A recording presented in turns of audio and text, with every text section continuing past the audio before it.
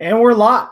Welcome to Earful of Dirt, the Major League Rugby podcast. Thank you for joining us. I'm Aaron Castro, coming to you live out of Arizona. Humble home.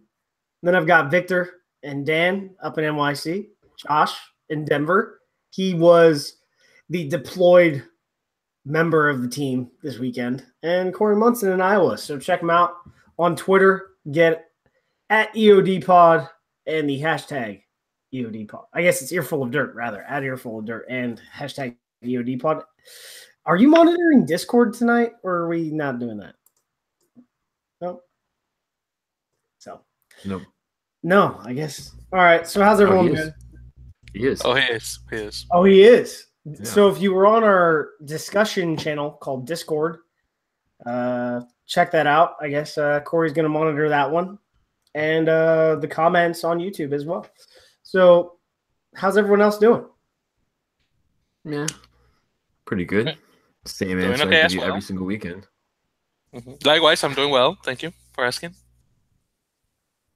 Josh, did you get eaten by a bird? No, but the wind took a good chunk out of me. No. For those new to the podcast, each Monday night we discuss news and rumors from Major League Rugby, the United States Professional Rugby Union competition. It's a chance to discuss issues, hear from the league, team leadership, check in with all of you across the rugby season. Dan's gonna take it off the top right here, and then we'll get into the game. Yeah. So jumping off for today, a game took place this weekend. It was the first ever streamed MLR versus MLR team match. I'm sorry. Glendale Raptors took on NOLA Gold. Spoiler: they won in Glendale, and that was pretty much kind of a big chunk from the past week. There really wasn't too much news. ARC is done now, so we're kind of moving on a bit and talking, kind of focusing more on the actual season coming up in about a month and a half. So one sort of talking point that come up is really how MLR is going to, affect USA Rugby and especially the Eagles. So that's something that we want to get into a bit later. There was some big news about The Bachelor, not the show, where apparently The Bachelor was a total jackass and did something, but we have a Bachelor in Houston, so that was just sort of some fun news down there, and then just typical player signings and some more fun stuff. So let's get into it, Aaron. So, like Dan said, we had a game. Full time was Glendale 38 and NOLA 14. So NOLA New Orleans traveled up to Glendale, and we're into it. So the first quarter, to be honest, I just want to get into this. Glendale played a lot of ugly rugby from like the very beginning to the very end. I think we all think that they're the odds-on favorite because the team, the core of it has been together for 2 years, and then a bunch of those guys have been in the Glendale program for a lot longer. So the chemistry should be good. The coaching staff is pretty good. So A couple guys in the Stampede too. yeah. So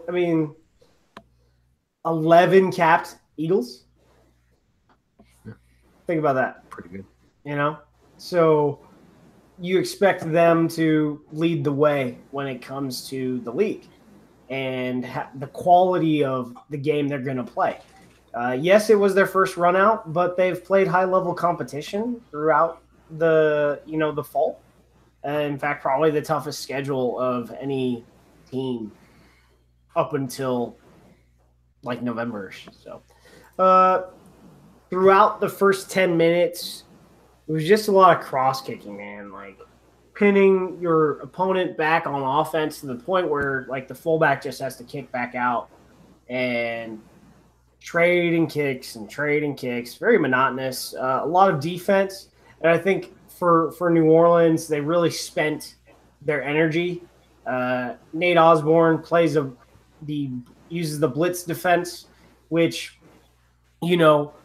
brings in a lot of guys to challenge at the ruck so that you can reduce the width of the offense so that they don't get that overload when they're trying to push the ball out from the ruck. But by playing that intensely and that close to the line, I think it gassed them out pretty early. And, we start to see things open up.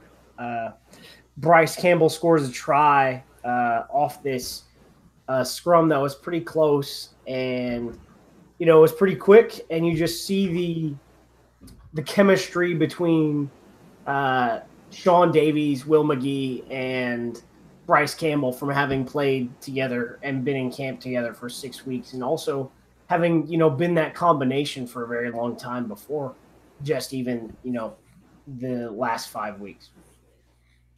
And, there's a little bit more defense, but the ball started to not go in the air, and NOLA tried to challenge but really couldn't. And one of the things on most of the lineouts that Glendale had, even if they weren't close to the try zone, they formed up mauls and just punished NOLA. Did you guys see that? Because I think the intent was to try and get a 50-meter driving maul one time. I don't think it ever ended up happening, but there were at least a couple midfield mauls that came about. Some of them ended pretty quickly, but that's A for effort right there.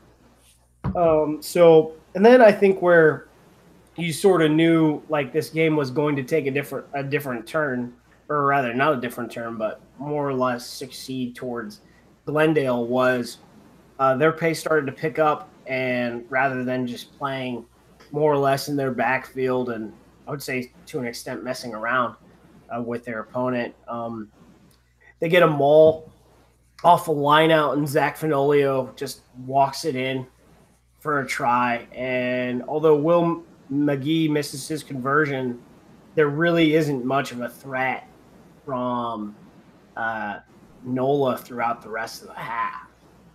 But we're only 25 minutes in, so Dan, what were your observations from the middle of this game?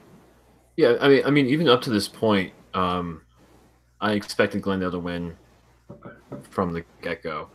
But really seeing this for the first 20, 25 minutes, they did score 2 tries, so it was a lot closer than I thought it would be. I thought they would score much earlier on, but as you said, they were, Glendale was actually pretty sloppy, despite the fact that you could clearly see that they were controlling the game more than NOLA was.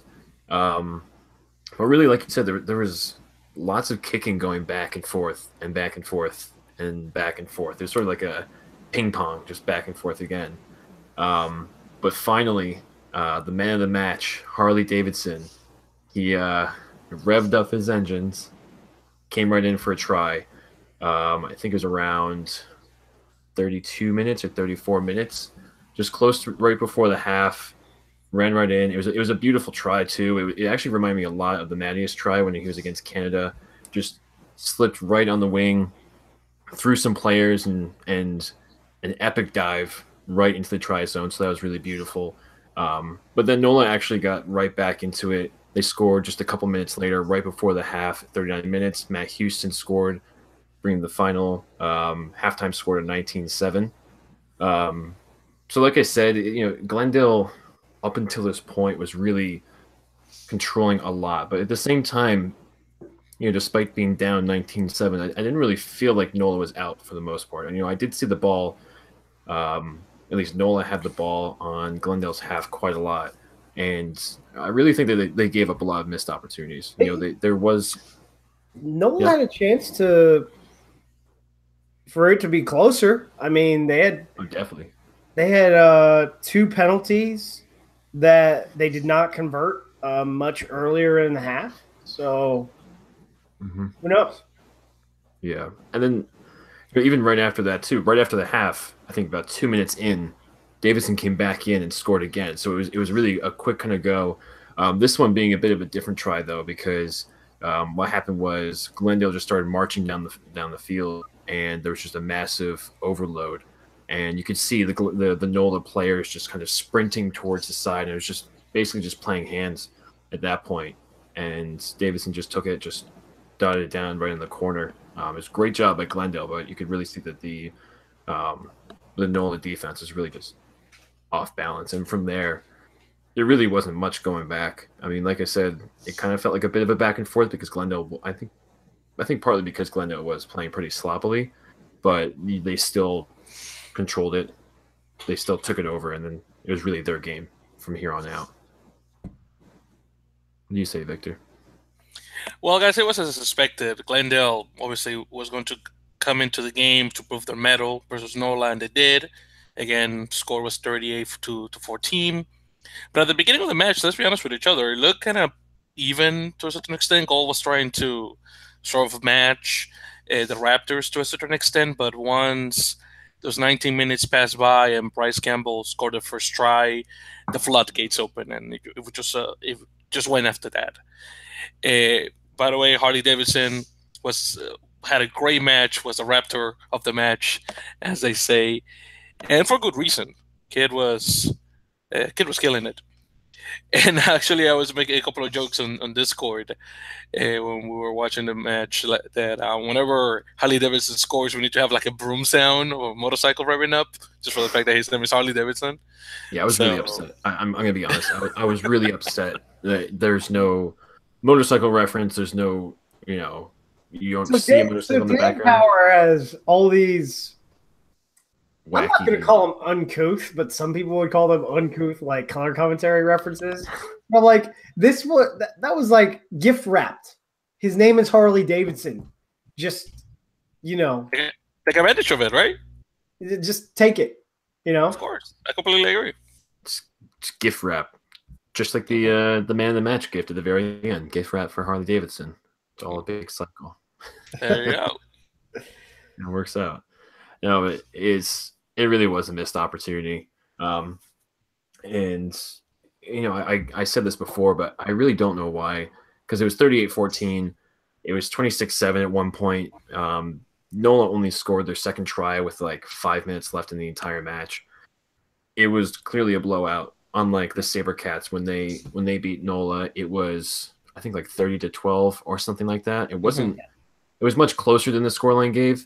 This one was definitely a blowout, but for some reason, I still really felt like NOLA was in the game. I don't really know how to explain that, but do you guys ever feel that way? Maybe. So, based on how they played in the first quarter, they were in the game. Like they were able to stop and force, to an extent, force Glendale to be patient and be tactical, which was very annoying because I wanted to see a very aggressive attack from Glendale. I wanted to see what they could do and what I thought they could do.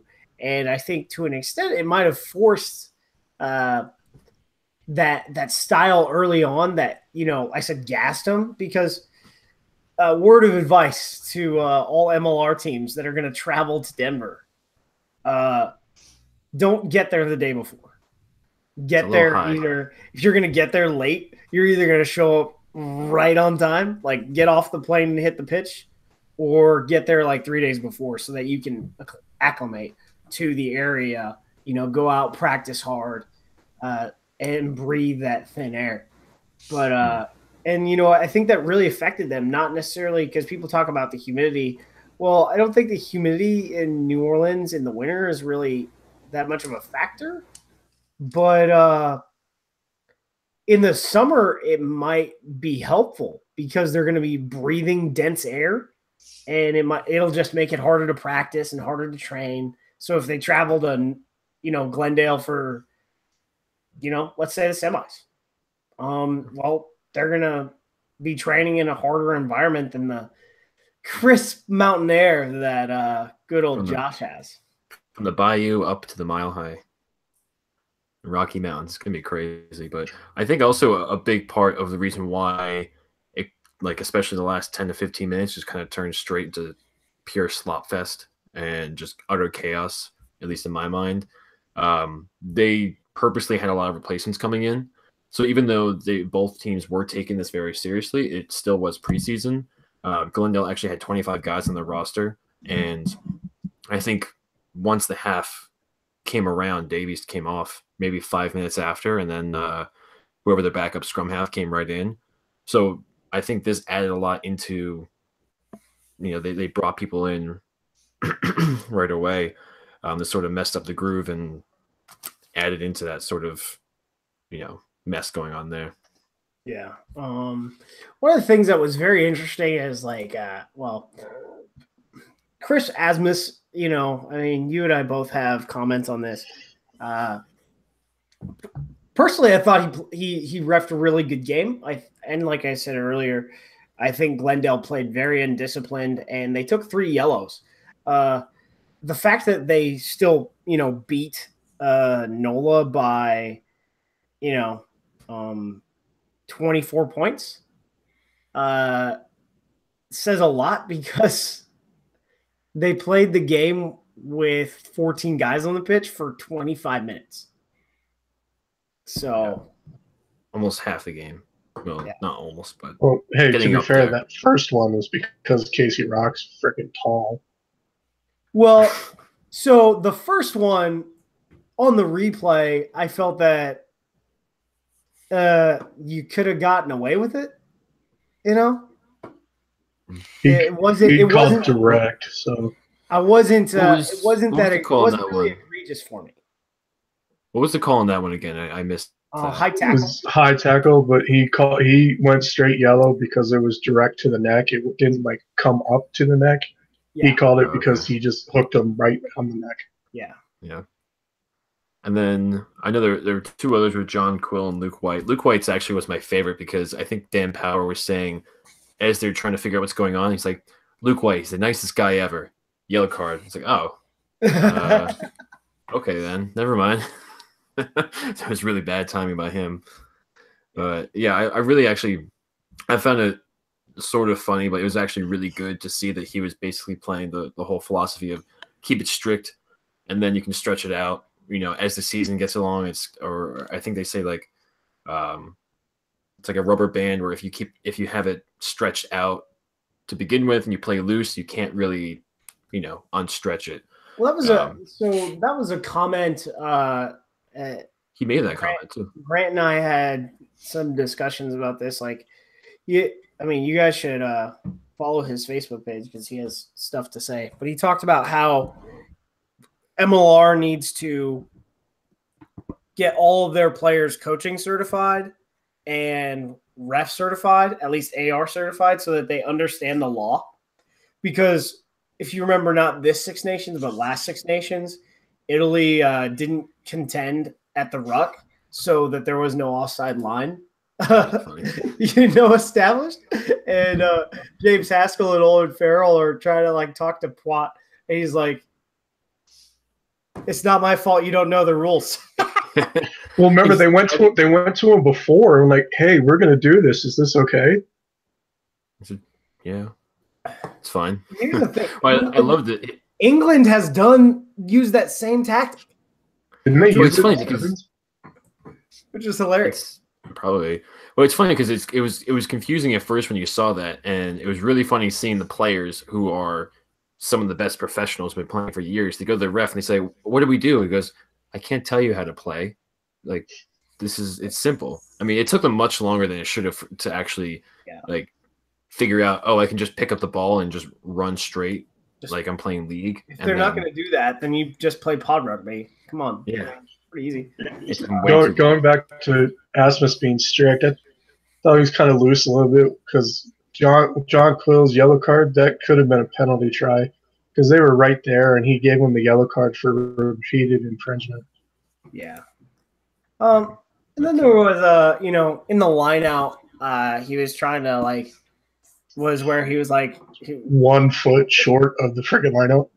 It's like, we do this right now, or it's just going to be bad. Like, yeah. I saw what Glendale was doing, and I was like, guys, you know what you're supposed to do. Quit messing around. Because I mean, NOLA was doing it too, though. Oh yeah, or at least he did at one point. All these people know what they're doing. Like at the line out, they're just trying to get away with some shit. Yeah, you call both captains over. I mean, I found it pretty funny. I don't really know the rules too well, like these guys would, but I mean, it is nice to see them just say, "Look, we're doing this now. I don't want to do this for the season, so I'm doing this now." And so it's good to hear from him. Okay, so what's the over/under on the amount of times he has to say it again? In the preseason or all year? Just the whole all year. Assuming he does at least one match a week. Assuming he doesn't have to ref 2 matches a week because the high performance ref palette is like short. Because there's like 2 of them. Yeah. Six a game, at least.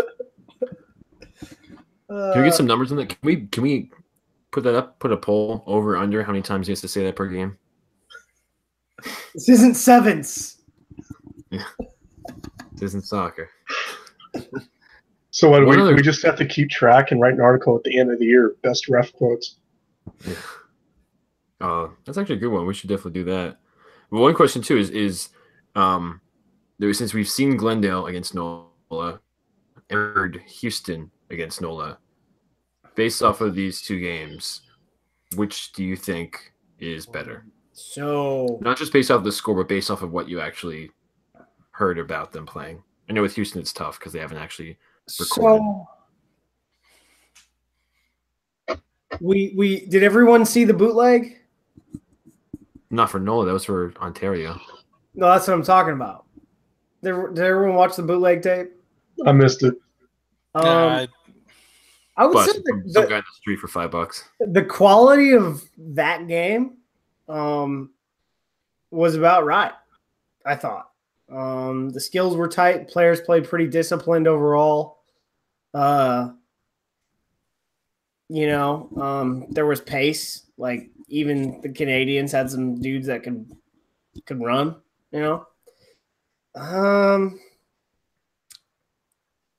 I would say that you take that and then you take that one, then you take the Nyack close one.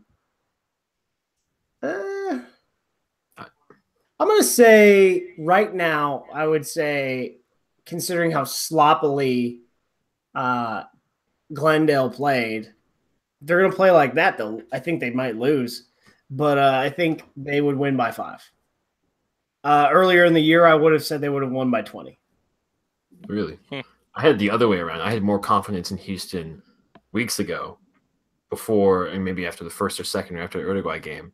But then after hearing, how much closer some of them were, Houston went down a little bit. Not like they're the worst team in the league. I had them at like number 2, but now I have them more at number 3. And I think Glendale, wants to get a bit more consistency from actually playing because this is still their first match, even though they had 50 guys who were playing for the Eagles.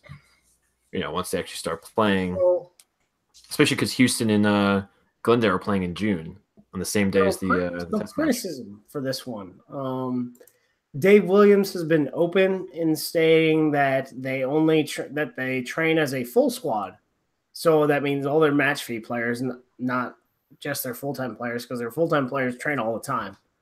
They do all sorts of stuff, but as a full squad, they only train twice a week.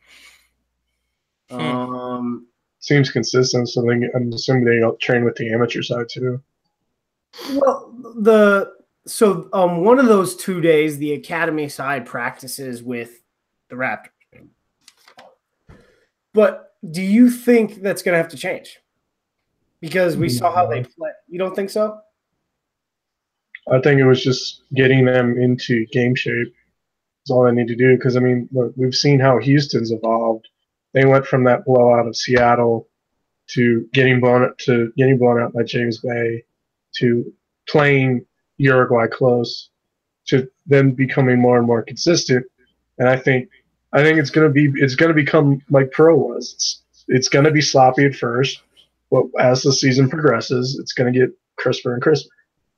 Well, I think the last few games of Pro were sloppier than we're like the second half of this game was what I saw at the end of Pro when it comes to film, like how sloppy that was. But no, I just think that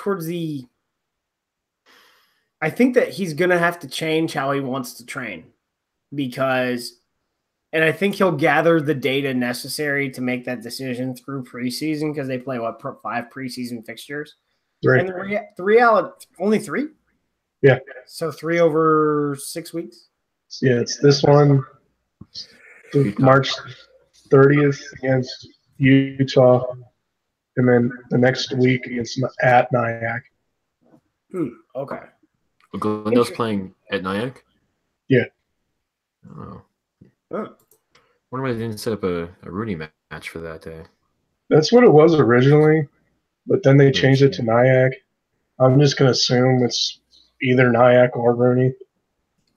So, all right. Josh, what do you got for scoring and match day observations?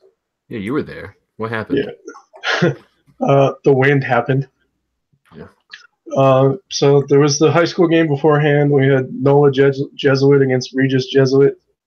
Zach Fenolio is, I'm assuming he's still the head coach of Regis because that's where he teaches and that's where he graduated from. Man of the match results, we had Harley Davidson, obviously, for Glendale. We had Taylor Howden for NOLA, just because of how he was able to direct NOLA. We had 2 tries for Houston, or not Houston, damn it. NOLA. The first try was scored by Matt Houston. Second try was scored by second try was scored by Michael Baska. To convert, both of them are converted. The first one by John Stapleton, the second one by Taylor Howden. And then John Stapleton also missed 2 penalty kicks. Glendale had 6 tries, scored by Bryce Campbell, Zach Fenolio, Ata Malifa, and Michele Cruz, and then 2 by Harley Davidson. 4 out of the 6 conversions were made. Will McGee was 2 out of 3, and Maximo de Archibald was 2 out of 3. And then there were 3 yellow cards to Casey Rock, John Quill, and Luke White. Attendance-wise, I'd estimate about 2,500.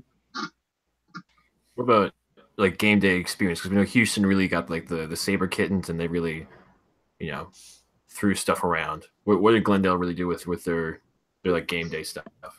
So they're preparing to have the hard camera side where the players sit. They got one section of it they got it tented over, so they got the shade. They're gonna have stuff on the plaza behind it so that you don't have to walk all the way around to the bar. There's the curved part of the stadium. So like if you're looking at the camera, it's the right upper try side by the try line. It's like it curves out to like 2 feet within the sideline. Up above that, attached to the fire building, they have the coaches' corners where you'll be able to get tickets up there and sit. They obviously have Rudy. They got a couple different bars. They got the general admission bar. They got the Tri Club, and then they got the VIP, which if you buy before, I believe, Thursday, they will wait. You can bring your own booze, and they'll waive the restocking fee. That's only in the VIP, which is like $600 for the whole season. They have Rugby 101, which is something they've always had. So, like, if you're new to rugby, they got these little handouts that you can like learn the sport quickly. I saw that too when they took pictures or videos that there were guys wearing like a shirt that said like Rugby 101 or something like that. Sort of like Houston did that. Yeah. And like the geniuses walking around just telling people what is this sport. Yeah, and then they had shirts they threw around. They had somebody they threw down to the pitch too, talking about buying tickets every 5 minutes. They had the boys. They threw someone on the pitch. Yeah, there was. I think she played for Glendale at one time, and so she's now in charge of the youth program, and so they have her be the sideline reporter. So every 5 minutes they would like, go buy your tickets, they're closing soon. But yeah, like they had Rudy, they had the Boys and Girls Club. Dan Payne was there. If you watch the broadcast, Nick Benson was there. Blue too. We'll get to that in a minute. Well, yeah, I think a lot of the attendance was that it was a free event. Hopefully, they be able to continue that. So. Mm-hmm. Well, I mean, so perceived value, right? A lot of people don't go to things if they're free, right? And the tickets for these things aren't crazy expensive. So perceived value is probably going to be pretty good, right? Yeah. I would think. So I will say one more thing. The only thing that sucks is parking. Because if you don't get there early enough, the parking that's diagonally across from the stadium fills up, and you have to go park a couple blocks away at the Home Depot. That sucks. Carpool. I don't know what is Like there. Corey. What is that comment about? What is Liam Madigan? What does that mean? Well, he's saying if they get like as many yellow cards as they did against NOLA, that Austin's gonna not let down as much. They'll kill them as a result. Yes. Well, so marketing, guys. How would you like to be a professional athlete and named one of the 12 most eligible bachelors or bachelorettes in your city? Because that's what happened to Malachi Esdale. He was named to the 12 most eligible bachelors and bachelorettes in Houston. Two of the other guys were, one was a Houston Dynamo player and one was a Houston Texan. So he's amongst good company. Yeah, it also because they don't matter. It really wasn't fair because they had the pictures of him, one of him, dressed nice and whatever, but it showed him at work and he's wearing short shorts and tight short shorts. So it's not going to be fair for the other bachelors. They're going to have to send in a normal picture of them. Maybe they send in a bathing suit picture or something like that. But you can't beat rugby shorts really. So he might not stay a bachelor for long. I have to ask, how did they decide this? He's just, I don't know. That's actually a good question. Just general curious. I was gonna say the same thing. Good question. Yeah, I think that at least because I think Grant posted on Facebook, and it made it sound more like it wasn't the Sabercats who reached out to the magazine when they heard about it or something. It sounded more like someone may have just picked some of the sports players, and maybe he was one of them. Who knows? Yeah.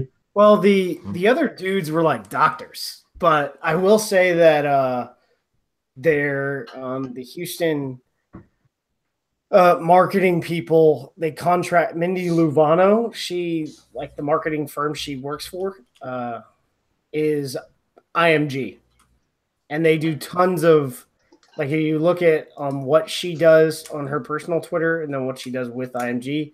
Like, it's a ton of Houston, like, sports-centric stuff. So I wouldn't be surprised if it was the agency itself, hooked up all their sports, like, clients with that stuff.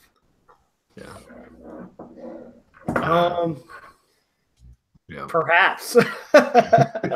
Josh, in our personal comments, suggested the Earful of Dirt firefighter calendar.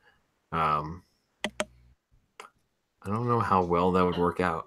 Just putting that out there. Well, I mean, if I speaking for the whole group, guys, I think all five of us have horribly misshapen bodies.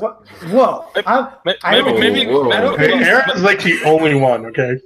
Well, maybe not Dan. Dan looks lean. I mean, Aaron, I don't know, but Dan looks lean. I didn't think he was talking about us. I think we were gonna get since 12 months, the 12 most eligible MLR bachelors. MLR bachelors. I thought it was us for a moment. To get their production of this. Oh yeah. So random Houston note.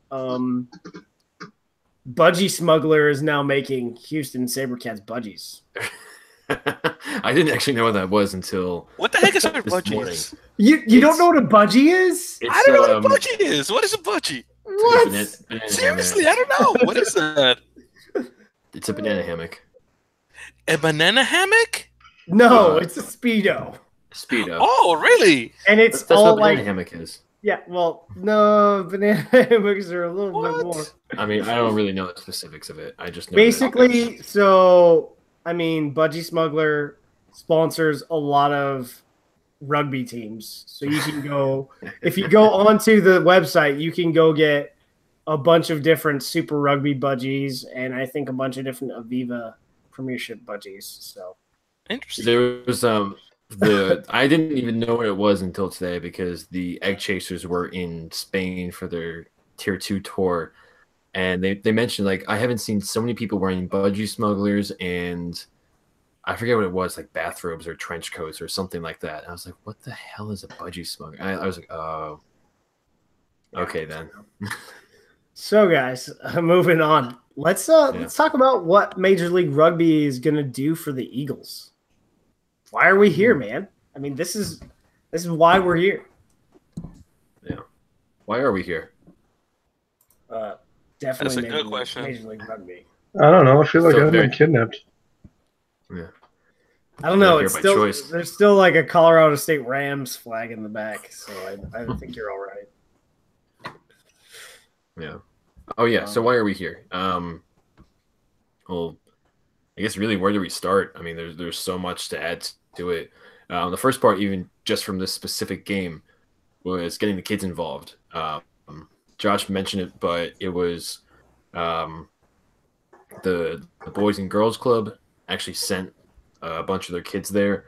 The local CBS station actually had like this little video on it, and they were just saying that, you know, it's great to get the kids out there. It's great for them to partner with different sports teams and just give them different options to, you know, have fun, see something like this. This happened to be a free event, so it worked out. However, it'd be really awesome to see, you know, the team to actually give a good amount of tickets to groups like the Boys and Girls Club or someone like that. And, you know, not just for marketing, but just, you know, let people know about rugby, have a fun game they can play with. I've talked about giving, like, so people talk about how giving away free tickets to different groups actually doesn't work. Well, I've talked about it with, you know, different people, and they're like, well, that just doesn't work because we give them, we call them up and say, here's the tickets, and they just don't come get them, or they just don't show up. And it's all about perceived value, even for, you know, at-risk youth groups. You can't just, hey, call them up and say, hey, here's a block of tickets. You have to take your team, go down to the Boys and Girls Club, and do, you know, fan activation. You know, you have to engage these people. Yes. Should we give away tickets? Should we strategically give blocks of tickets to at-risk youth groups for Eagles test matches and expand or just, you know, different charities? It doesn't have to be at-risk youth groups. We could have done that. We could have done that for the Eagles matches. We had about 10,000 empty seats we could have given out to at-risk kids. But you can't do that when you have all of your practices in San Diego and the matches in LA. Right? Yeah. So if you keep the guys down in San Diego, they can't engage and activate those kids with their sport, right? You gotta, even if you're gonna give out free tickets, you gotta hustle to get those people to show up. And, you know, I see it happen all the time with, you know, colleges. You know, they give away free tickets and stuff, and those people show up because the colleges also engaged and did, you know, other stuff. Yeah. I mean, it's not just marketing for yourself. It's just, if you want to do something to help an organization, you can't just say, we're donating tickets to, you know, Boys and Girls Club. We're doing a great thing. You have to actually work for it. You have to actually work with them and actually partner with them. You can't just, as you were just saying, Aaron, you can't just, you know, mail them a ticket, show up, do programs with them, you know, tell the Boys and Girls Club you're going to have a whole, you know, like a touch rugby session or play rugby or whatever one of those youth games are. Get the kids just running around. They see this is fun, and then they can come out. And it's an option for them to play a new sport, you know. Yeah. So trying to get kids involved. Glendale has this article on their website about something like that, trying to increase the range of rugby in Colorado. They're partnering with Rugby Colorado, and so throughout the season, running from April through June, Rugby Colorado member clubs will be selling tickets to home games, and they'll receive a percentage of each sale. 20% of every ticket sale will be returned 10% to Rugby Colorado, and 10% to that specific member club. The 4 clubs that sell the most tickets will scrimmage during halftime of the first 2 Raptors home games. 2 teams on April 21st and 2 teams on May 13th. Wow. I was actually going to say that because rugby matches, as I've seen, not just overseas in the U.S. too for the Eagles, the halftime shows are crap. They're not even really shows. It looks more like if you watch like a Premiership match on NBC Sports, you see it's halftime and then like 15 kids just kind of run on the field and they just run around and that's it. I'm thinking like if you go to an NFL game, you'll always see like the Pee-wee football. They'll break up the field and then they'll have like 3 or 4 games going on at the same time. And then the different sections usually end up cheering for those kids. So this may be a fewer breaks, so people might go to the bathroom or get some more beer or something like that. But if you can have enough people in a certain section and you see someone, you can just do one half of the field. These kids can play sevens or something like that. That takes up the entire half. That's a full sevens match. It's great for them. They get to play in front of a crowd and make it more organized, and you get some fans. I've seen Glendale they'll do touch. They'll do kids touch during halftime. They'll have 2 halves like going sideways across the field. What about dog rugby? We're gonna have dog rugby. Hey, I already asked for Mascot Rugby. Yeah, we got to start off with Mascot Rugby first. Dog Rugby might be a little messy. Sevens. Let's go. Guess we can have Mascot 3s. No, do what the NFL does. Do mascot versus little kids. Well, that'll be Have the mascot take out the little kid. Don't they? Didn't they do that in the NFL? One of the mascots like stiff-armed the kid in the face. Yes. Even better. So, I guess another one of the things is that, getting players high-quality matches and then getting that on high-quality match film so that they can be scouted. Because for at some point, they talked about how before Mitch, like the overseas pros pretty much had, they were pretty much the thing. If you played overseas, you were going to have a spot in training camp.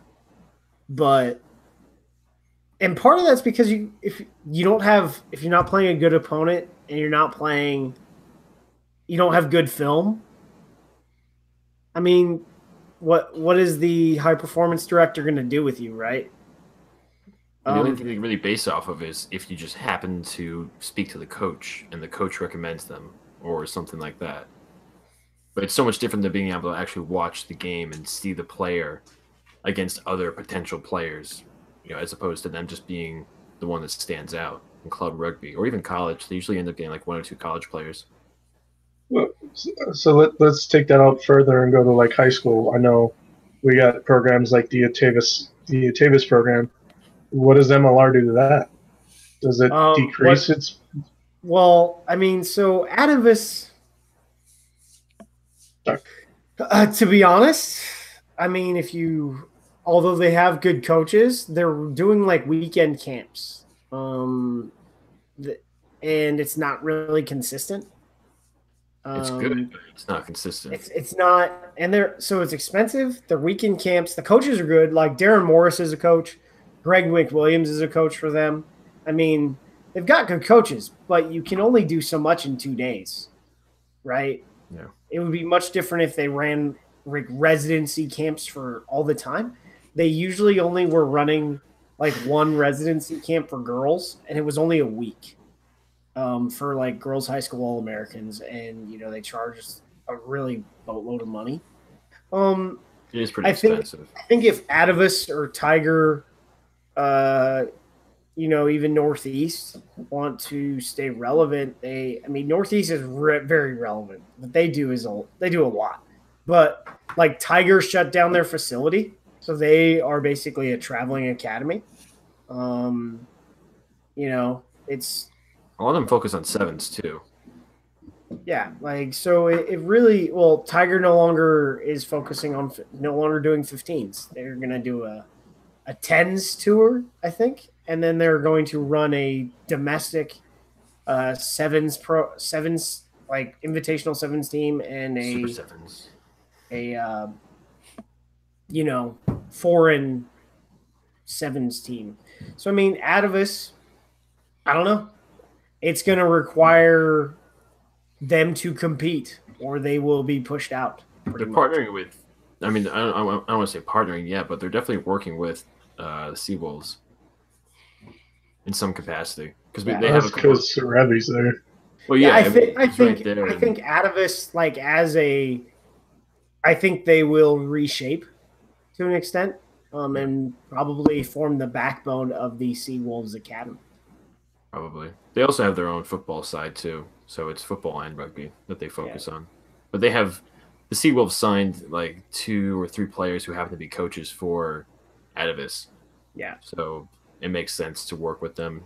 And then Reichert Hadding is a coach for Tiger. That's right. He was. I don't know if he is anymore, but he was. I'm not necessarily certain how that would work. Because I remember Pedri said he was a Tiger coach too, and he was when they announced he was with Austin. I think Tiger came out and said that they were basically trying to expand nationwide. Yeah, but that was before the other thing sort of happened. So, I'm on a tangent here. This is going a bit. But so back to this. I said high quality games on high quality match films so that players can get scouted. Then we go to chemistry of the Eagles. So there were 19 contracted MLR players in the Eagles pool after all of them were announced, right? You had so they're just going to play each other now,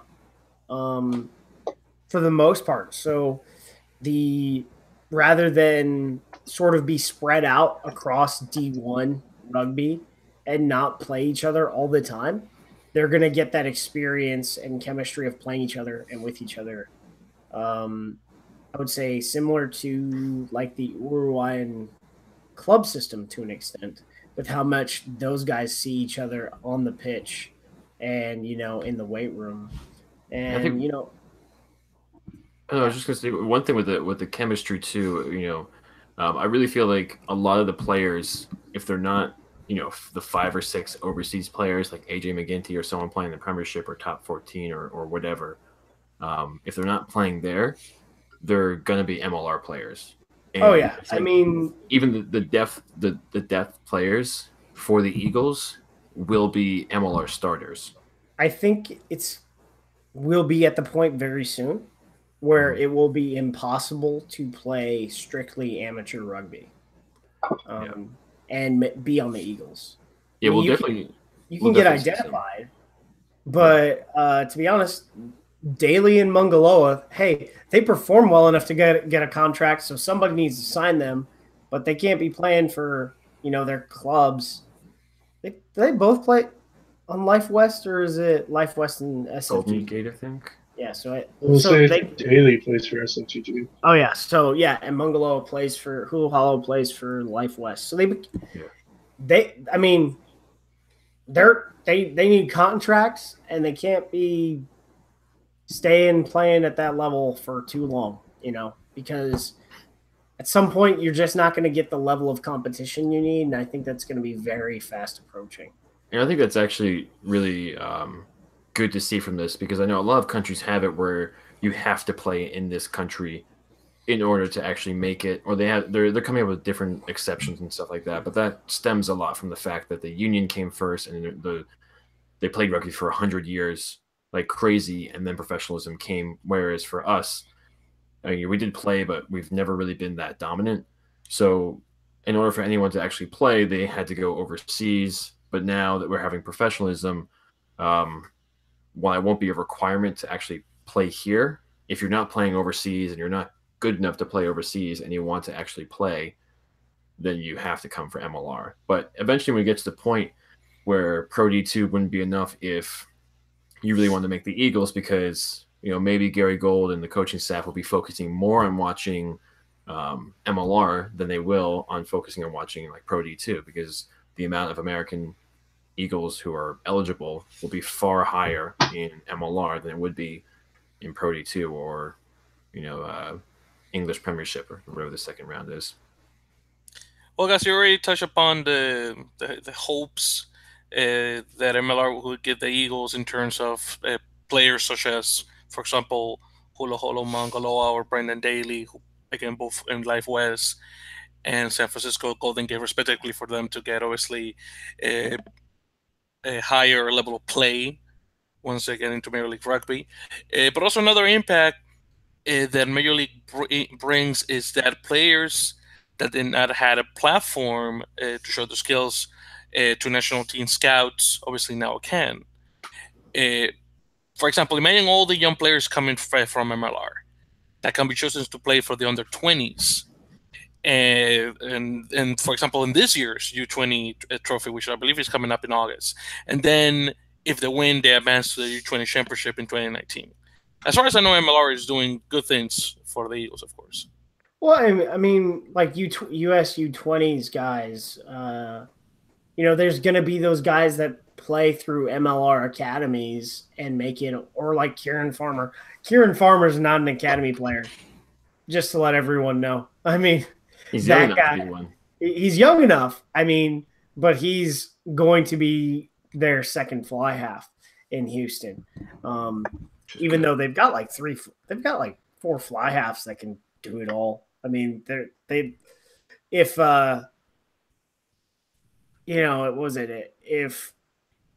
Seattle signed all of the American qualified front rows, Sabercats signed all of the American qualified fly half fullbacks because they've got like four of them. So good picks to have. But yeah, I think the majority of the U20s guys are either going to be having to play for those, you have guys that aren't playing in the, top 5 programs that are making the U20s. It's going to be, either guys that are playing for the top 5 college programs, and then the rest are MLR players. And eventually it will be like MLR Academy players. And, it'll be those guys are the first choices, right? Because we talked about sort of the academy stuff last episode in how college is part of the pathway. It doesn't necessarily mean that they're going to play for that college. It's all going to depend on when every MLR team has an academy and how, USAR wants to readjust their collegiate eligibility rules, right? Because it's not an NCAA sport, so you can write your own rules. Which is kind of so. I guess that brings up the question, and I may have asked this last week, so excuse my goldfish memory. Do we get an academy league, like an A league or something? So that comes into like one of the questions that was asked by SD Yeti that you brought up in our email thread, right? So when I chatted with Mark Bullock about the academy and what they want to do, is eventually they want to have an academy league. They want to have the funds to, fly their academy team to Seattle or to NOLA or to, Dallas or to San Diego every week, rather than, the one big trip they have is playing at St. Mary's, right? And we saw what St. Mary's can do, right? St. Mary's beat the Glendale Academy squad. So we still see where the top level of collegiate rugby is versus, I guess, the first year of an MLR Academy team. It'd be interesting too to see, and I don't know exactly how it works in places like England, but I know, like, for instance, when the national teams play, like for the Six Nations or even like the Anglo-Welsh Cup, which is kind of like a weird thing, which is not the best thing to base this off of because I know people don't really like it too much, but they have sort of like this A-team games that come around every so often, which I know that the squads will be 23 for the actual match day, but the teams will have 30, 35 players on their team, even if some of them are only part-time. So if we can get some of those and maybe grab some of the academy players too, that might be. Are you talking about the A League by any chance? Then No. So like So the Anglo-Welsh is, I would call it more or less an extension of the A-League, except you're playing, Welsh teams in addition to. And every country has their own qualification for who plays. Like, like the English teams usually put like more development, but some people don't, or something like that. I don't know. I might be just going off on a weird tangent here. So, we always brought up the point that Glendale has only announced 25 players, and they brought in 2 or 3 academy players to play against NOLA. Yeah, they brought in academy players up to the Merlin side towards the end of their fall slate. And the reality is they brought all these guys in to see. They recruited them just like you would recruit a college kid, and they were like, "Hey, we have a pro team. You can come here and get coached for a couple of years." And then they decided to, hey, let's push to U23, and you just go to Colorado State or Denver or whatever, and you just play here. And then so we sort of Denver probably be easier because it's right down the street. Yeah, and then so we're seeing that, right? And it's just a question of the evolution there, really. Shall we move to the next point, guys? So we talked about the academy, so just upskilling players at a faster rate. So let's get into somebody mute their stuff. Somebody's getting arrested. Oh, dude, that's a fire truck. What are you talking about? Was that arrested? So moving on to I like that Victor knows that it is actually a fire truck and not police at all. But that's the New York City ears. So seriously, bro. The New York City didn't. This is Dan's special project. So far, it's really been a collaboration with Liam. It's more, I would say, it's eventually, if we can do this right. It's going to take a lot of work, but it's fantasy rugby. The format is courtesy of Liam, but we're going to try and somehow host this stuff through Google Forms so it actually works rather than, just sort of playing by yourself. Yeah, and we're working on it a bit, and I've mentioned this a couple times. Since it's preseason now, so the teams really haven't released that many stats for that most people would use for fantasy rugby. So a lot of it is really stuff we have to figure out ourselves, which it's a bit tough right now. So far it's the easy one, tries, penalty kicks, conversions, red card, yellow card, and whether or not the player is on the winning team. You get +1 or -1 point. Then we also have the option to choose one of the teams. That's basically like the defense and special teams kind of thing, where you pick one of the teams, you add up all the tries they get. You could also do penalties, conversions, whether or not they won, you get points. One thing that Josh actually brought up as a potential idea, since this is something we can even just see from this. That is not an idea. That's about to be a fact. A fact. So stolen lineouts and stolen scrums, right?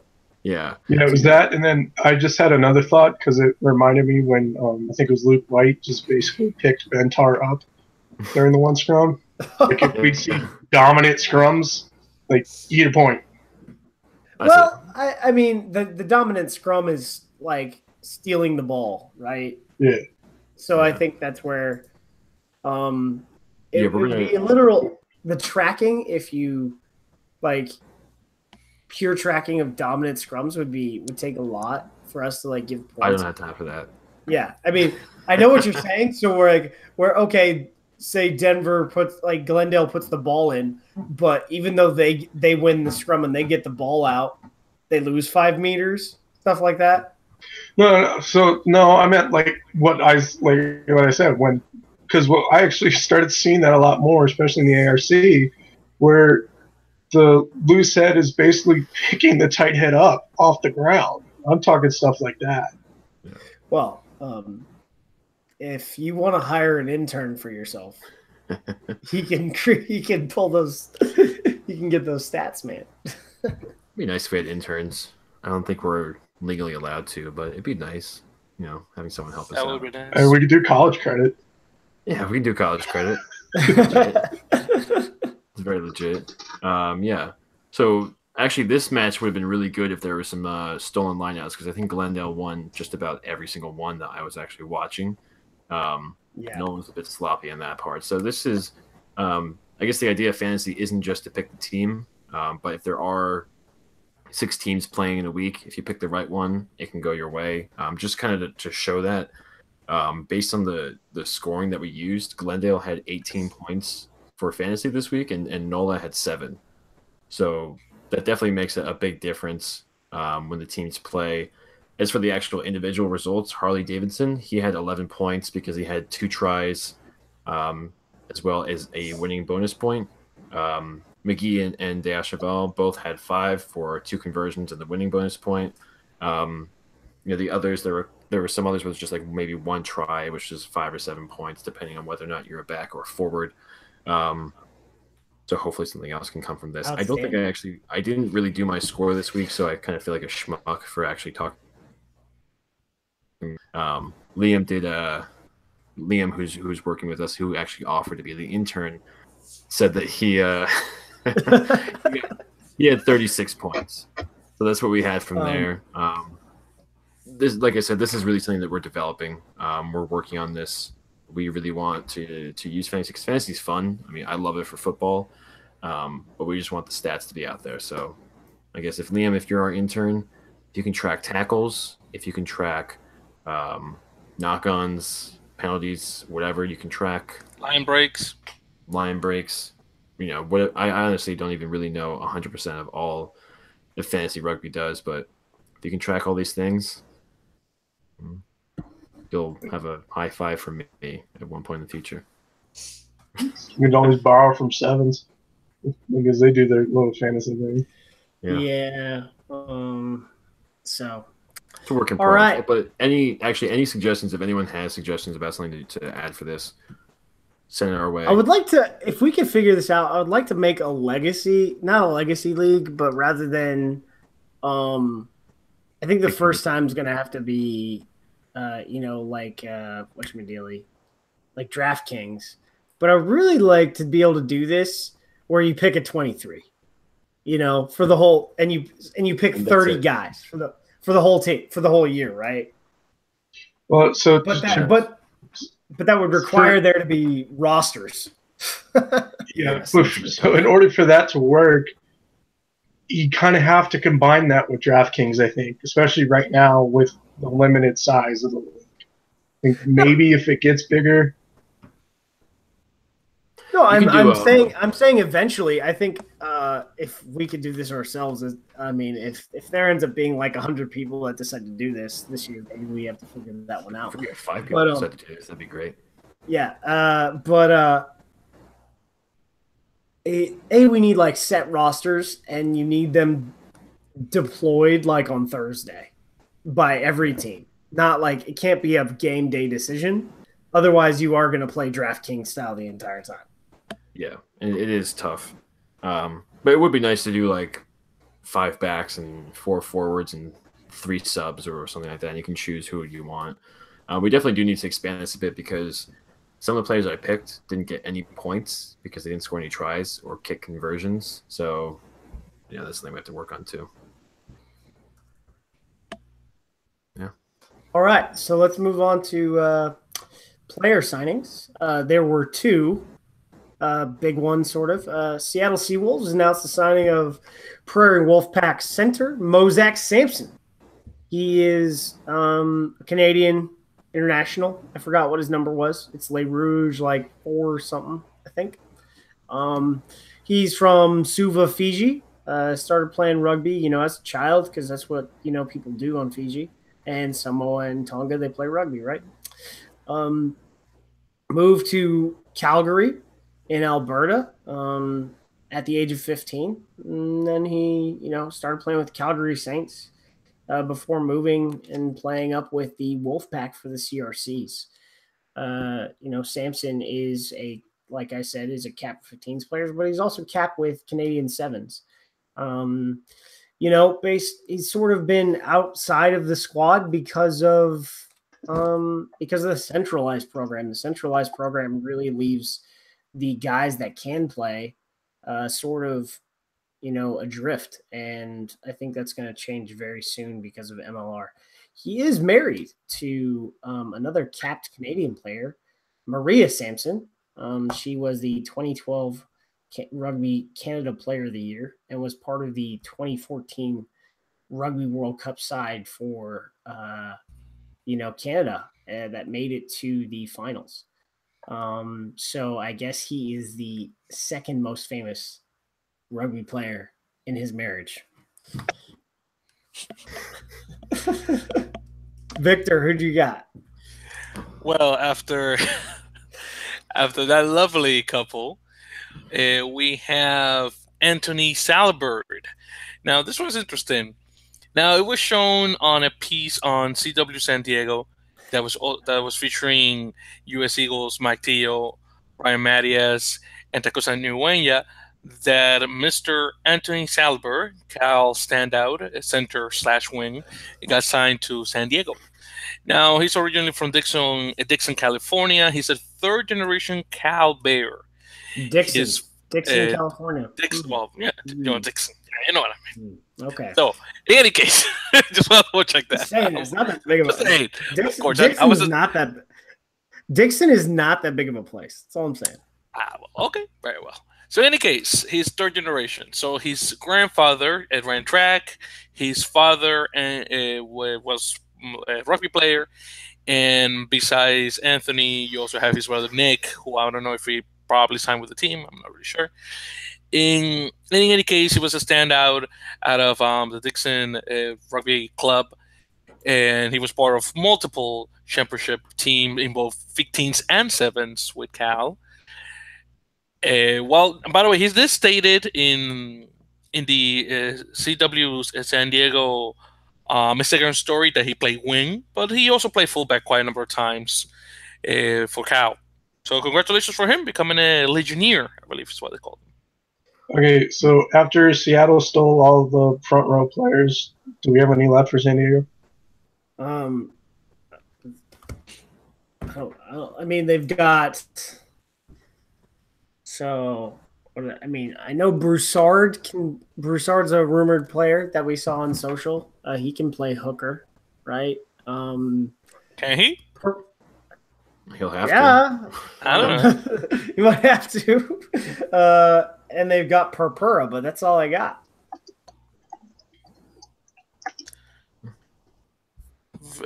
Tiers of contracts. So I guess when old rosters get announced, we need to figure that out. So like, what is a full-time player and what is a match fee player? Because so would you think Charlie Hewitt is a full-time player? Maybe. Would you think Oseo Kalinisau is a full-time player? Maybe. But guess what? They're match fee players because they are academy coaches. So, I mean, they actually have jobs that they have to do. So jobs related to rugby. Yeah, their jobs are related to rugby, but they have actual jobs. And then, Robert Meeson is the corporate sales manager for Houston. So he sells all of your suites and stuff. So he sold out all of those suites at Constellation Field for the entire exhibition season. So he made himself a nice little commission. Good for him. Sales guys make commission, so it's not just me, saying what I'm saying. It's what they do. They make big sales, right? Go ahead. No, what is? Well, I was saying, they aren't all just rugby related. I mean, I think Zach Finolio is still a teacher. Then I somehow saw that Seth Halliman's an AML investigator. What? Anti-money laundering. Oh man, that must be a fun job. Cool. Yeah. So, yeah, we really need to, but to an extent, that's probably proprietary information until there's a CBA with the USRPA, which, to be honest, I hope there's a CBA with the USRPA sooner rather than later so that we can just, make sure the water isn't that muddy. I mean, and like CBAs can still include match fee players. I want the I guess backroom stuff taken care of first, so that guys aren't cut out to dry like they were with pro. And I don't think they're gonna be. I just want it taken care of. Be nice. Well, moving on from that topic, we got our tweet of the week. It was a pretty nice one, actually. As Josh said, our fearless leader for the next 6 months, Dan Payne, was actually at the match. He was the one who tweeted this. He tweeted a couple pictures of him with his son, the audience, as well as a couple kids, I think, playing rugby. His tweet was, "The exciting thing about today is for me to think of where this endeavor could be when this little guy is a teenager. We need to think in 10-year increments, year-over-year growth. Pick a team, buy some merchandise, best thing you can do for a sport. At USMLR, at USA Rugby, at AP9. AP9 is Augustin Pichot, who's a former Vice Argentinian chair player. of World Rugby. Very powerful job, and he's spearheading a lot with the South American rugby stuff. A big reason why ARC what it is today." And then Dan actually responded saying, "To clarify, that endeavor being MLR." So I know that when he announced that he was stepping down from CEO, that was the first time he actually publicly supported MLR. I mean, we knew it was going to happen, but he did that. And then now he's at the match. He's saying it's going to be awesome and support a team, buy merchandise, and it's really something to look forward to. Now moving on to trending topics. So we sort of covered this. Josh, where are you? This is all you. Which part? Bluetooth? No, that's me. Trending topics. Oh, my bad. I told you I have a goldfish brain. Bluetooth. MLR expansion. All right. So we've heard a couple confirmed times that there's going to be at least 10 U.S. domestic teams next year. That does not mean that there's going to be 10 total teams next year. Just that there's going to be 10 U.S.-based teams. We know that New York is one of them. So we could have up to 12 teams with rumored interest from Toronto. Vancouver has 2. We've also heard Kansas City, Dallas, and Chicago. I think what was it? Dean House said that there was currently 9 members of the league. And so one of those is that 9th member, from what I understand, is a domestic team. So based on everything, I think it's Dallas. And I think it's because of those new investors Phil Cam has. I'm told that there's supposed to be news directly related to that coming out. It's supposed to come out this week. We'll find out. Everything Dallas related tends to come out like 2 weeks late than I'm told. So, Yeah. Cool. All right. So we got some news, views, and abuse. First part, actually, it's not MLR related, but it's still good news to talk about. España smushed Germany or Deutschland 84-10. The Egg Chasers and King Felipe VI were both present, though the media seemed to care more about King Felipe for some reason. Same stadium they were at last time. It was full again with about 15,000 fans. That stadium is only supposed to hold like 12,000 people. So there are like 3,000 people just literally standing on the outside, and that's something that one of the comments was like, it's a park, so you just walk up. Yeah, and it's so cool because you don't see that, and even if you look at another stadium that's the same size, they're usually more like a Red Bull Arena or something like that, where it's more like official stadium you have to enter and everything like that. This is like you walk up and then the field's below you and you can just stand there and watch. It's like a college pitch or something like that. It's awesome. It's definitely a good vibe. But if you're selling out 15,000, and you're only legally supposed to have 12,000, so police have to sit there and push people back. You should probably really upgrade that. And it might be tough to get a soccer field to give you permission, but you got to do something about that. So, next part we actually talked about before, about how it doesn't rhyme with Bluetooth. So Nick Benson spoke during the Glendale NOLA match. He was on the broadcast. Talked about a couple things. Most of the things we already knew about, just saying how many teams there were, expansion, fun stuff like that. Then Den Power asked him about the new over-the-top media partner that we've all been waiting for. And he asked him, does it rhyme with Bluetooth? And Benson said it doesn't, but we all think that he's lying. And it still could be Bluetooth. I mean, it doesn't rhyme with Bluetooth TV. I mean, YouTube TV, right? That's true. So, I mean, so CBS is launching their own streaming system in the spring, along with ESPN. But I don't know. He said it was like Dean House said it was in the top 4 recognizable names for streaming platforms. So that's like, or at least it's on your short list. I mean, at least of names you recognize. You recognize ESPN, you recognize YouTube, you recognize CBS. Yeah. So. Yeah. Or Twitter. Yeah. Twitter, Facebook, Instagram, so. Twitch. But I don't think it's Twitch. Twitch would be interesting. Yeah, that's for gamers though mostly. So it's weird for regular sports. It would be interesting. But I mean, esports is becoming a big thing. So yeah, they got professional wrestling there now. Yeah. So women's rugby had some interesting attendance numbers this weekend. So the previous world record was also held by a France-England game for a single match.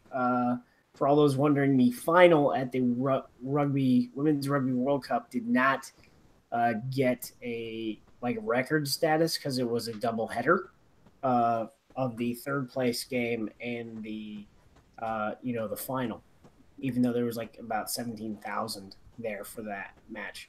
But so France was previously 11,000 for an England match in France. This weekend it was 17,440 in Grenoble, which is a completely different part of the country than where France versus England was. So that's pretty dope. At the same time as that match was going on, there were 4,500 people attending Harlequins Ladies versus Richmond Ladies at the Twickenham Stoop. So that's kind of cool. And then on Sunday, that was the highest Premiership. Highest women's club match attendance ever, anywhere. So that's kind of cool. That's more than a few games in Pro 14. An entire season for one of the teams. And then was it Wales versus Italy? Women had over 10,000 on Sunday, so that was kind of cool. Yeah, it's really nice to see that too. I mean, the Women's World Cup was good, but it was all at one stadium. And I don't even know if I should call it a stadium because it was. It was a park. You could say it was a park. It was at a college stadium. Yeah. I mean, but it's not their college stadiums are not like ours. Yeah. So it was sort of I guess had a similar feel to the Spain field, where it wasn't really a stadium. I mean, I think it could probably fit 10,000, 15,000 people, but those didn't even really sell it that much, and that was in Ireland. So it's actually really cool to see the 17,000 people showed up for one of the matches. So, moving forward, we got some questions from someone. Hey, sorry about that, guys. I thought there was still one more bit of news on the. Oh yeah, there was one. Let's reverse. Hey, don't make that noise. Just keep making it. Yeah. So, John, what's going on in Ontario? So they announced on Twitter today that in a couple days, so pay attention to their Twitter, they're going to announce their 2018 home venue and their roster for their match against Rooney this weekend. Cool. Awesome. Nice. Well, Yeah, hey. for jumping on that before going to the questions, they are playing Rugby United at the Iona Stadium, but it's on St. Patrick's Day, and it's not.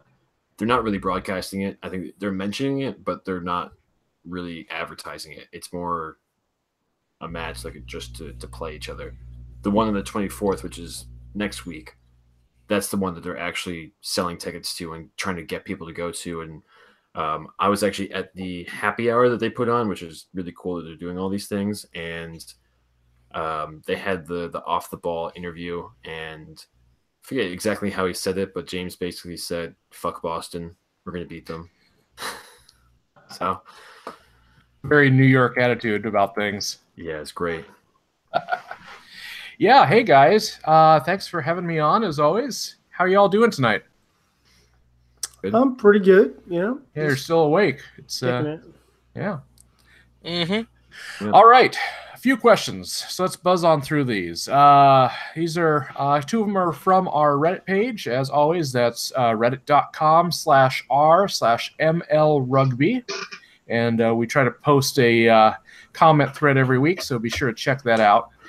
So Co-Hook would like to know, this is getting a little ahead of ourselves with this question, but what does the time frame for Season 2 look like for MLR? So I've stated, based on the new global calendar, with the test window moving to July, that I think that it's going to be like 1st of March to the last weekend in June. And then possibly with the league taking a break during August and playing the playoffs in August. Yeah, and going off that too, it's really important to make sure that they end by a certain time, because this other sport comes up in late August and early September, called football, and in at least 3 of the cities, or at least 3 of the areas, like Austin, Houston, and I guess NOLA too, college football is king. So if you're trying to put on a game on a Saturday and compete with college football, there's no way that anyone's going to go to that game. Well, San Diego plays at a college football stadium, so yeah. That too. Yeah. All right. Bob Bobberson would like to know, NOLA has gotten themselves spanked by both Houston and Glendale. I think no one's arguing with that. Not question. This is a question. How much of that is working out the kinks and gelling as a team versus a disparity in talent and coaching? I don't think it's so much that as it is time together, because NOLA didn't start till this year. Houston was together, Aaron, you probably answer this, August, September. And then Glendale's been together a couple of years. So Houston's been together for like 7 months. There were some guys, I want to say about 15 guys, not half the team, that started training in December for NOLA, and then they started full camp, like 40 dudes, January 3rd. So, I mean, a lot of it's time together, and chemistry, and Glendale's just going to have so much more of that than everybody else because, they've been together so long. Yeah. And especially, I think, which player was it? He's been with Glendale since the start of Glendale Raptors. Casey Rock. Yeah. So that's some experience, and that's some chemistry right there if you've been with the team for 11 years. Yeah. So. And then, I spoke to Nate Osborne about this. So, he was like, he was disappointed with the loss, but he was very pleased with the effort because there's only 3rd match total. Whereas Houston has, had, 14 matches total now. And it just, I thought they played better than they played against Houston for a little bit. And then, I think the altitude just took it completely out of them. So, yeah, I think also that there will be a bit of disparity in the first season, given the fact that it's the first season. I'd really like to see where these teams are, at least from the first year, next year, and see how the results are. Because even if they don't have a really long off season, they'll at least have, 4 months of season and preseason together. So it'll be nice to see how the team has gelled since then.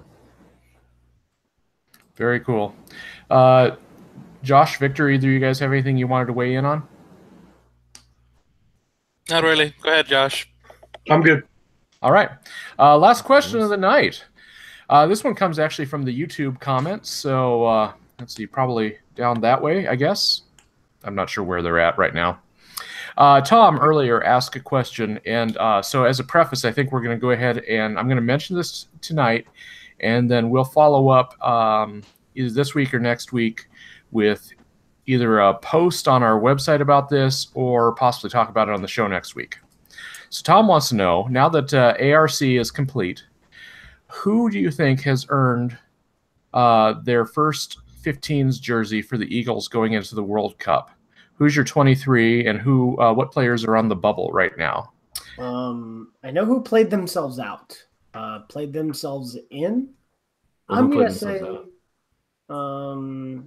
I think we need a different backup tight head option. It's only because the mullet is gone. There's actually there's a new mullet in MLR. I forget his name, but he was number 17 for Glendale. What's his name? Josh, you definitely saw him. Big guy, like black hair. Is that the kid from Grand Canyon? Kwasniewski? No, that's Blake Rogers. Yeah, Blake Rogers. Blake Rogers. No, Kwasniewski's a redhead, so that wouldn't be him. It was big dude. So tight head prospects.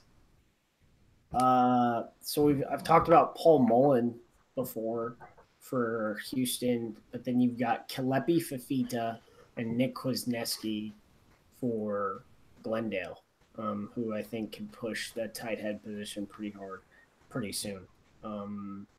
I think most of the starting 15 is, at least for like the Argentina and Canada game, I think are pretty, for the most part, pretty set. I mean, obviously there's changes. I think I'd be surprised if they didn't make the team.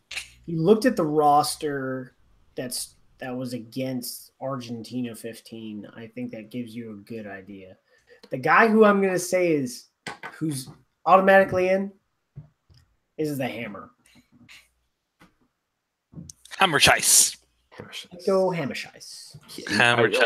He's a player who definitely played himself into a secure spot, because I mean I kind of figured he'd play anyway, but he's a guy who really, like, with this tournament, like, I don't see any reason, unless he just shits the bed over the next year, for him not to make it. The tenacity that he played with and the consistency that he played with were both amazing. I also, even though he only played 2 or maybe 3 matches, Will Hooley really shown a lot for me, where he obviously has a lot more to show because he's only been playing with the team for a month. He played for the team for 3 weeks. Well, yeah, but a month ago. A month ago. So he played with the team for 3 weeks, but he definitely was fundamentally very consistent and very skilled. He did score a try too, but he wasn't just the playmaker who, you'd see him, be really flashy.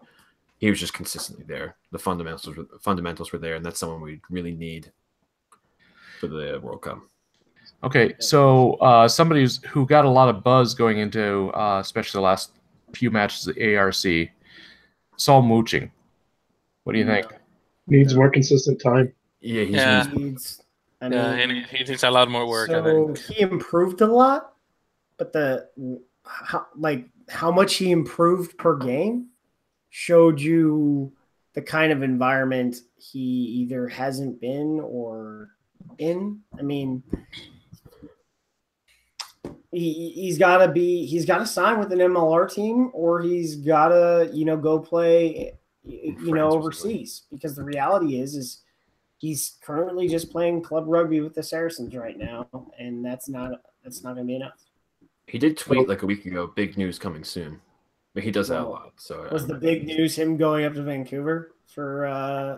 Yeah, to watch that. I mean, I hope there's big news. I hope that he signs with either an MLR team to play domestically or he signs with the team in France.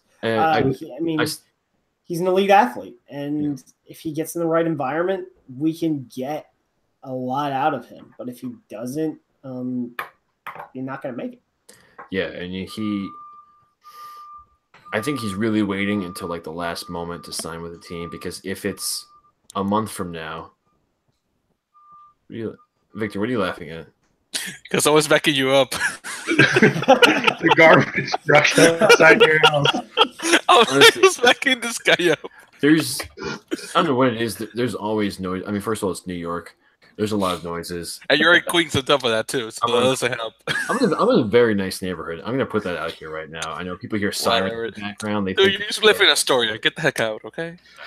If he didn't live in a nice neighborhood, there wouldn't be sirens because they wouldn't go down there. Yeah, they do. Freaking Astoria. Get the heck out. Yeah, just let it burn. Let it burn all night long. No, it's nice though. Anyway, so if he doesn't sign within the next month with like a French team or something, I mean, it doesn't even make sense, because he could still play with an MLR team and then just sign with a European team in like August, because the season's going to be over by the time the MLR really starts. Who's going to sign him now? Super Rugby. Yeah, Super Rugby. But that is a possibility, given the fact that I think his dad's Samoan. So that's right. He has a Samoan passport, so he already falls under Colpack, so he could have signed. Yeah, exactly. So actually, that's a good point that I didn't pick up. Because in all honesty, what Song wants to do, he wants to go to Europe. I mean, you guys saw he went did tryouts with Harlequins, did tryouts with Paul, and nothing. I know he wants to go to Europe, and that's probably why he hasn't signed with the Seawolves yet, because he wants to be open to something coming up in Europe. I've seen the film, from World Club 10s and from his from his trial with Pau. So if that doesn't get him signed, I need to see the film of someone doing, because like he was a scoring machine during World Club 10s, right? Yeah, he was really good. He was really good. So if that doesn't get him signed, I don't know what does. Well, that's the thing. Like, I don't know if he would be signed at this point, but I guess, as I completely forgot, Super Rugby. I mean, that the Southern Hemisphere is an option also because of that, if he was looking to sign with someone for the summer, because otherwise just sign with the Seawolves, doing even just like the part-time basis, or at least if you go into signing with them, make it clear to them, say, hey, I might get signed by another team, that's my goal, and if I don't, then I'd love to play with you guys, but I'm looking to play the best rugby I can play. So if you're up front.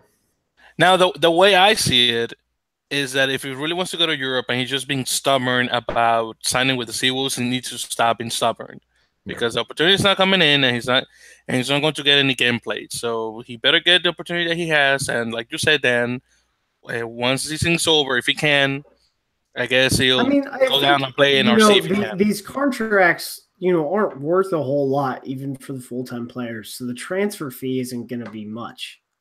So if they play well, and a team overseas wants to bring them in, it's going to happen. So take the opportunity if the opportunity is still on the table.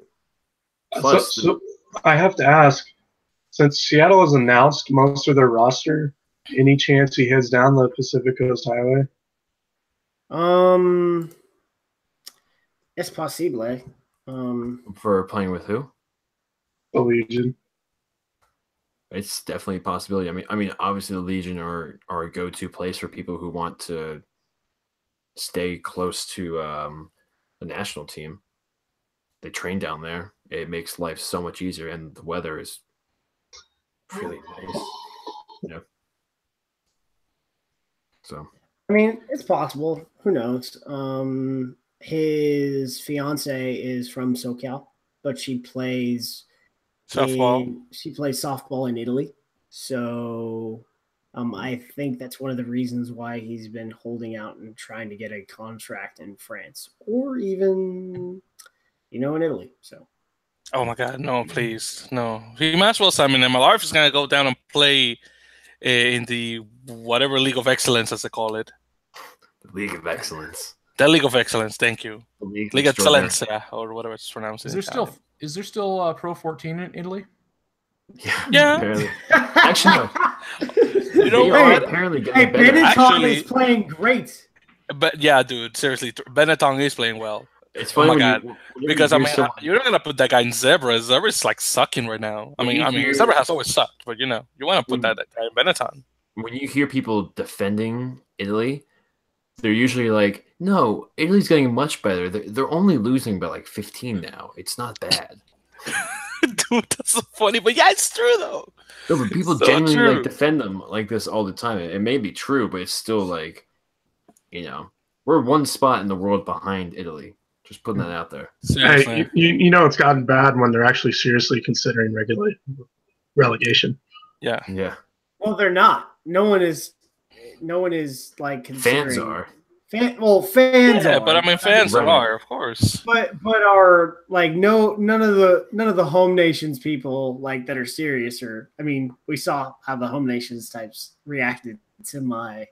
It wasn't a troll. It was an honest topic trying to be like, why is this the only Grand Slam? Because if so, hey, it's a baseball term. Get it out your mouth. It's in everything. But I mean, too. because the Grand Slam is used in sports all over the place, in golf and tennis. Real quick, guys, real quick. I need to mention this. I'm already sick and tired of this little boys club thing they have in Europe, where it's just like the home nations and that's it. Like no one can come in and shake things up because it's already bad for them.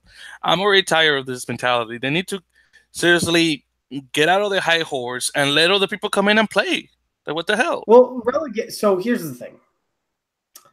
The only way for that to happen is for teams to consistently beat the lower end Six Nations teams like Scotland and Italy and Wales sometimes all the time, right? So we saw everyone's like, that's a third choice squad for the Welsh. Well, no, it was a capped side, so maybe you didn't have all your best players available, and maybe you didn't select all your best players, but you guys played like trash and you cheated and you still won, so who cares?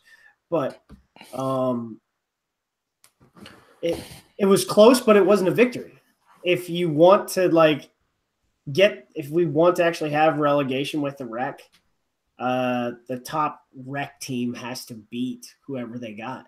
Plus, it's a private organization. Yeah. This is actually, we just got a comment about this. It's you make more money from people going to Rome than Tbilisi, despite the fact that Tbilisi is apparently a wonderful place to go to. Yeah, of course. So like the two places where it would happen if the teams were good, Spain or Germany.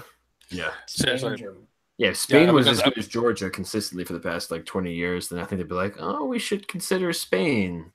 Like they would actually do that. But, but Georgia is actually playing Italy this November, so we can finally at least either fuel the fire so much worse, or people will say, okay, that's it. They lost their chance. Well, so all right, fellas. Well, I think unless there's any final comments, that's probably going to wrap us up tonight. That's it. Anybody got anything on our way out here? I'd like to go to bed. Come on. It's like what time? It's like 8:00 in Arizona. That's my line, Aaron. Come on. Yeah, seriously. By the way, guys, quick shout outs to the Roosters of Querétaro in the Mexican League, because they just lost, I noticed, 111-5 to a team called the Wolves. So 111-5. I swear to God, this is in the Mexican League. Not to continue this, but I think Cal or Life beat a team like 150-10. Okay, so I take back what I said. I take that. I take back that shout out. Somebody beat Colorado like 100. It was like 122-0. God damn it. Dude, I take back my shout out for the Mexican team. They're not that bad. Beautiful. Well, guys, let me take you guys off. So first of all, everyone, thank you for listening to episode 27 of the Earful of Dirt Rugby podcast. we thought we were not going to have anything to talk about, and we went to like almost 2 hours. It's quite something. Now, make sure to guys to follow us, of course, on YouTube at Earful of Dirt Podcast. Make sure to, of course, subscribe to us. And make sure to also give us a like on Facebook, follow us on Instagram and Twitter. And, of course, make sure to check out our beautiful website, which is earfulofdirt.com. Also, really important, if you haven't done so already, add us to your podcast feed on iTunes, Acast, Google Play, Stitcher, Player FM. Leave us a review. Definitely want to hear from you. And finally, make sure to call us on our phone number, which is the following 1-720-600-2679. Again, that's 1-720-600-2679. Leave us a voicemail.